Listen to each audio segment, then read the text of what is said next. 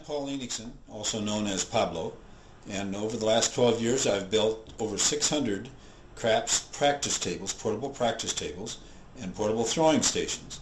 They're now available at wholesale prices. My website is pabloscrapsunits.com, and it's listed at the bottom of this video. Stop by and check them out, and enjoy the following video. This morning we're going to do some advanced sets. And the advanced sets are going to have to do with maybe you have a flaw in your mechanics, or do you? How do you know if you have a flaw or not? Or is it just the behavior of the dice on the particular surface you're throwing on? Let me explain it.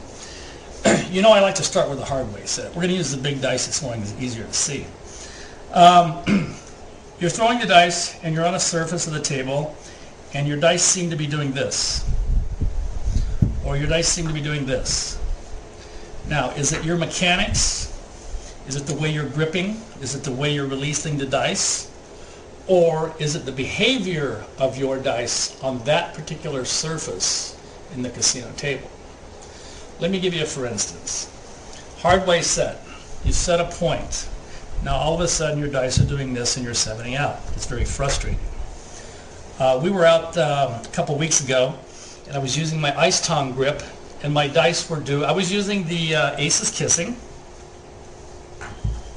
and my dice were doing exactly this, or exactly this.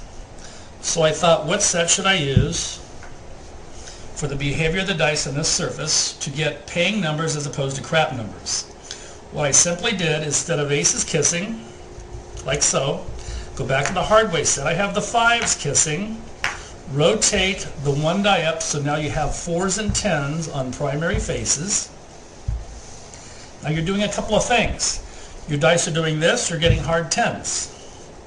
Your dice are doing this, you're getting hard 4s. Now you're getting paying numbers. Now your dice are double pitching, you're getting all outside numbers, 5s and 9s. So as you can see, it's really important to know what your dice are doing on that particular surface. And if you can figure it out soon enough, you can actually make money on a toss when your dice are both going off axis. Instead of getting that, you're going to get a paying number. And I love 4s and 10s because of the way they pay. Let's talk about another set, an advanced set. Cross sixes, looking at the 5-4.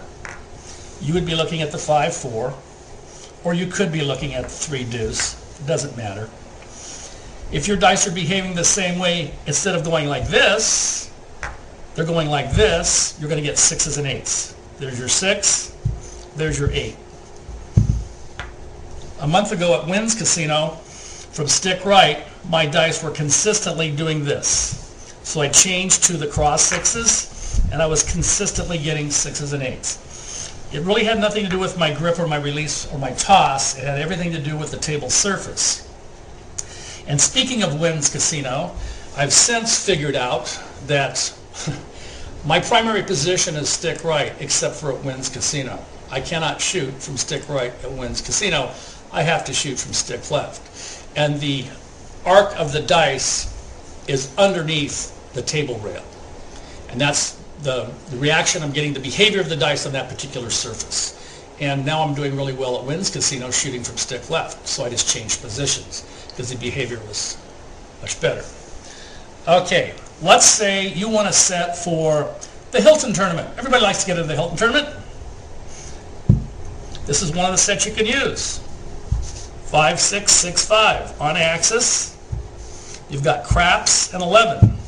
So if you throw these dice, and you know the rules, if you come out with an 11, you get into the tournament. But there's also on a primary face an ace deuce.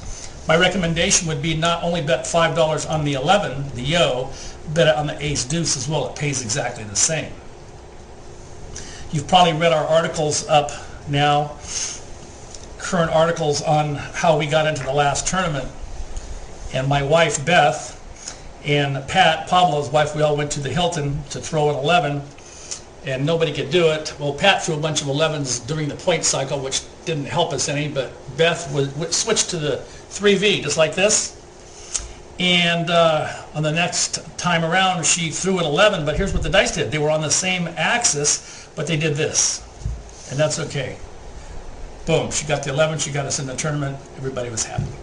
So, it boils down to, maybe it's not your grip, and maybe it's not your toss, but the behavior of your dice on the particular surface that you're throwing on. So you need to be able to judge what the dice are doing, what set you're using, what numbers you're receiving, as opposed to what you should be getting. And then, when you figure that out, you can change your betting strategy and you can start winning instead of losing.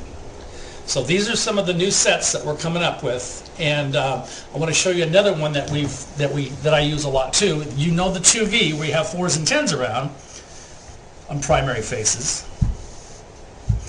But I like to do this one too, when I take the 2V, looking at 4s, 10s, 5s, and 9s. I love to have the 6-3 on top. Good for all outside numbers. You got 4, 5, 9, and 10. Say you double pitch, there's a 10. Double pitch, there's the 4. You've got the 4s and 10s on primary faces, as well as the 5s and 9s. You can make some extra money by maybe betting numbers you don't normally bet, because I know a lot of you just bet 6s and 8s. If you're throwing 5s, 9s, 4s, and 10s, hey, it doesn't make sense not to bet them. So try some of these new sets that we're coming up with. Let us know how you're doing. First of all, check out your grip, your mechanics, and if it isn't your grip and your mechanics, it's probably the surface of the table. So look at the behavior of the dice and change your set accordingly. Thank you. Give us an email. Tell us how you're doing.